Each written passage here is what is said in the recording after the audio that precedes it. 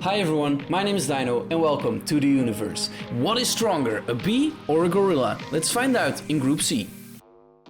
Hey, I'm Jamada.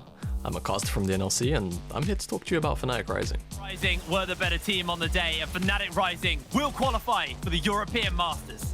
FNATIC Rising have always been a dominating force in this region, and coming into this year it wasn't really looking much different.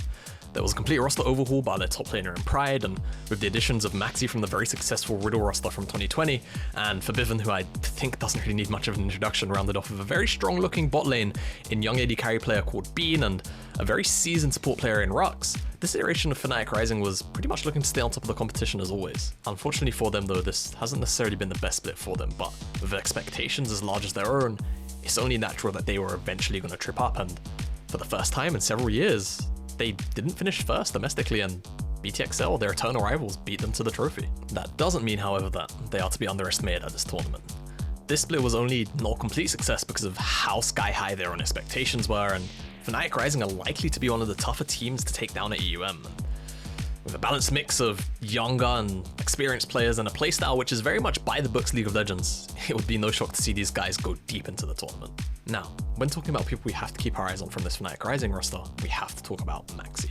He always seems to find the sweet spot in the jungle between farming and scaling for himself, whilst also providing a whole bunch of support for his laners, whilst Bean in the bottom lane, since playoffs, has been this really reliable damage carry threat for FNATIC, and if left unchecked, will solo carry games, and the later that this FNATIC Rising roster goes into the tournament, I feel the stronger they'll get. Hello EUniverse, I'm Viper and I'm here to introduce you to the Baltic Masters and future European Masters champions GOSKILLA. Let's go. You can knock them down, but they'll always come back swinging. These apes together are first. GOSKILLA are your Baltic Masters Spring 21 champions.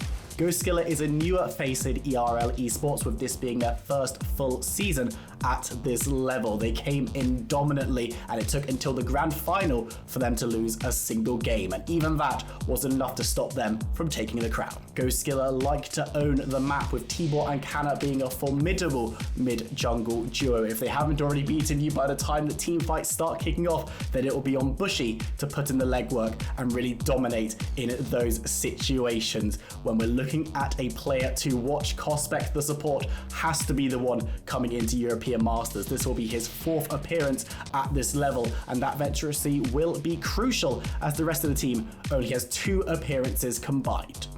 Expectations are high for GOSKILLA, as the Baltics have been a little disappointing in their past few appearances at this level. Getting out of play-ins is an absolute must, and past that, anything's possible. GOSKILLA have already dominated the Baltics, so that's the hard part done. Now it's time to run European Masters. Hey everyone, I'm Morczek, caster for Mastercard Hitpoint Masters, and today we will look at our second representative, Sinners. Tak Kaiza zkrátka rozdáváš příliš mnoho poškození. Sinners vezmou to, co jim bylo nabídnuto. ING i přes veškeré predikce, i přes veškeré výkony v základní části nezvládají svou BO5. Sinners v další BO5 si Since last EU Masters, Sinners had only one change in their top lane, Garp coming in instead of Addis. This roster is quite experienced, and that's what I believe is their main strength. During the split they looked quite shaky at times, but in the end they managed to finish 3rd and make it to EU Masters through the winner's bracket. For me personally, it's quite hard to categorize and really narrow down Sinners' playstyle. They mostly just rely on solid laners that are stable and consistent. In the early game, it's often their mid-jungle Visek and Orno that make plays, and also Garp from the top lane definitely knows how to impact the map.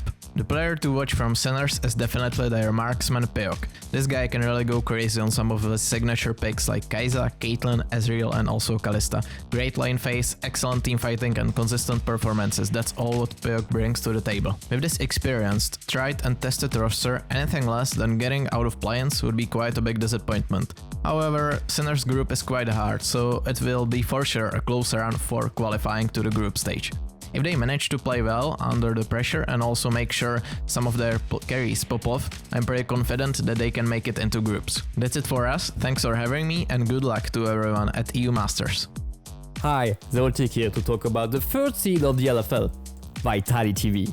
To qui part à l'engage, on essaie de tout mettre, mais pour le moment c'est Agressivo qui est focus avec son sion, il tank plutôt pas mal. On n'est pas touché pour les carrés des musiques, le flash lead il est excellent, le taux est excellent.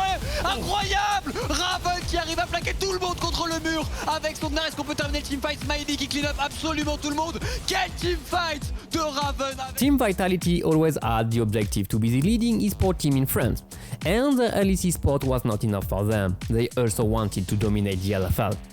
Their highest ranking yet has been second in 2019, where they failed to reach EUMasters main stage after a loss in play-in. This year, they come with a well-balanced roster between veterancy with Memento and young talents like Raven and Diplex. These teams shine especially in teamfight. They draft toward that goal with great front-to-back composition, where carries can ditch out their DPS after another perfect engage from Eslin. Speaking of carries, keep an eye on that man, Driplex. He's only 17 years old but already showed great mid lane control and astonishing consistency. He will not get a lead in lane, but he will remain toe-to-toe with his opponent. And the strongest opponent to begin with will be FNATIC Rising in that group C. Their clash will be a deciding factor of Vitality B's success as they aim to qualify into main stage. Afterwards, every inch of international competition would be a big bonus for them. But be careful, even the youngest bee can sting if you don't respect them.